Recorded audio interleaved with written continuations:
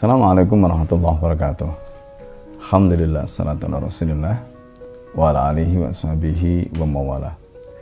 Para pemirsa yang dimuliakan oleh Allah, penyiksaan pada saat tafaul tam ini terjadi di Mekah tidak hanya dialami oleh para sahabat, bahkan Rasulullah SAW pun menghadapi penyiksaan demi penyiksaan. Adalah seorang Uqbah bin Abi Mu'aid yang begitu luar biasa jahatnya. Orang ini betul-betul hasad, betul-betul pendendam, betul-betul luar biasa kemarahannya kepada Rasulullah SAW. Maka ketika itu Rasulullah SAW menghadapi penyiksaan, termasuk ketika Nabi berada di dekat Ka'bah. Rasulullah dipukul dari belakang tengkuknya sampai kemudian pingsan. Tidak cukup sampai di situ, Uqbah bin Abi Mu'aid mengambilkan pasir, disiramlah pasir ke tubuh Nabi yang mulia itu sampai penuh dengan pasir. Fatimah yang ketika itu masih kecil berlari-lari menghampiri ayahanda tercintanya dalam keadaan pingsan di dekat Ka'bah. Tidak sampai di situ, dan itu juga bukan merupakan peristiwa pertama dan terakhir dialami oleh Rasulullah SAW. Rasulullah SAW menghadapi ujian-ujian yang begitu luar biasa dari orang Quraisy. Pendek kata, tindakan fisik ini ternyata gagal untuk menghentikan dakwah.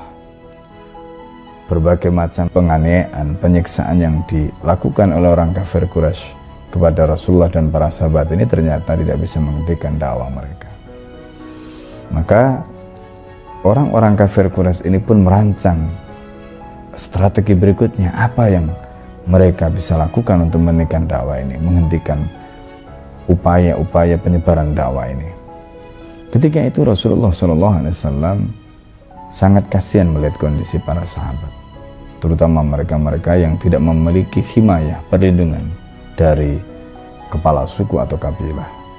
Maka Rasulullah SAW memerintahkan ketika itu Utsman bin Affan, juga Ja'far dan beberapa sahabat untuk hijrah ke Habasah, untuk melindungi agama mereka, untuk melindungi keyakinan mereka dari berbagai macam ujian yang coba dilakukan oleh orang-orang kafir Quraisy kepada mereka.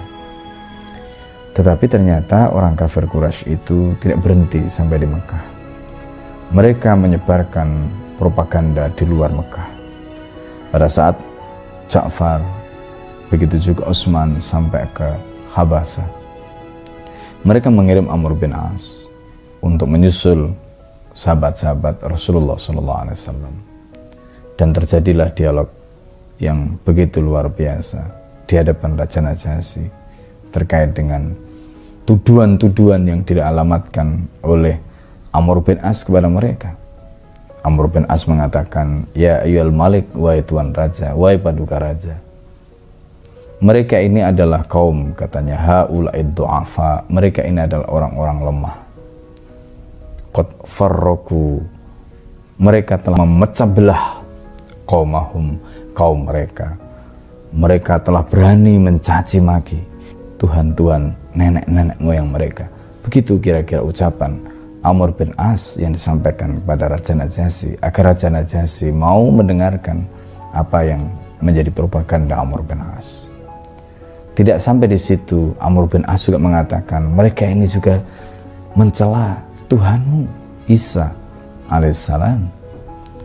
Ketika itu maka Raja Najasyi memanggil delegasi kaum muslimin ini, dan Ja'far lah yang kemudian menyampaikan apa yang dituduhkan oleh Amr bin As kepada mereka, apa yang menjadi agama dan keyakinan yang diajarkan oleh Rasulullah kemudian disampaikan di hadapan Raja Najasyi, sekaligus untuk menangkis, sekaligus untuk menjelaskan apa yang menjadi fitnah dan tuduhan yang disampaikan oleh Amr bin As.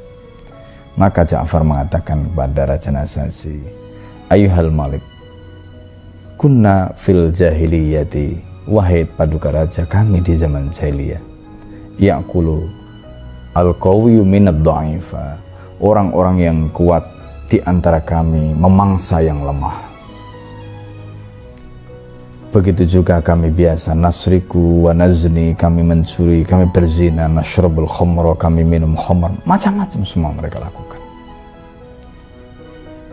Hatta yab'asallahu ilaina man na'rifu nasabahu wa syarafahu, sehingga Allah mengutus kepada kami orang yang kami tahu kemuliaannya, orang yang kami tahu nasabnya, kemudian mengajarkan kami seperti ini, seperti ini, seperti ini. Kami diajarkan untuk tidak minum khamar, kami diajarkan untuk tidak berzina, kami diajarkan untuk tidak memutus silaturahim, kami diajarkan untuk meninggalkan sesembahan-sesembahan selain Allah Subhanahu wa taala. Termasuk kami diajarkan tentang persamaan. Tidak ada lagi yang kuat bisa memakan yang lemah di antara kami, tidak ada. Begitulah gambaran apa yang disampaikan oleh Ja'far kepada Raja Najasyi, dan tentang tuduhan Isa alaihissalam yang dikatakan oleh Amr bin As seolah-olah mereka lancang atau berani. Maka disampaikan bahwa Isa alaihissalam itu adalah kalimatullah. Isa alaihissalam itu adalah orang yang menjadi kalimatnya Allah, orang yang diutus oleh Allah untuk menyampaikan kalimahnya. Islam tidak pernah menyatakan bahwa dia adalah anaknya Allah.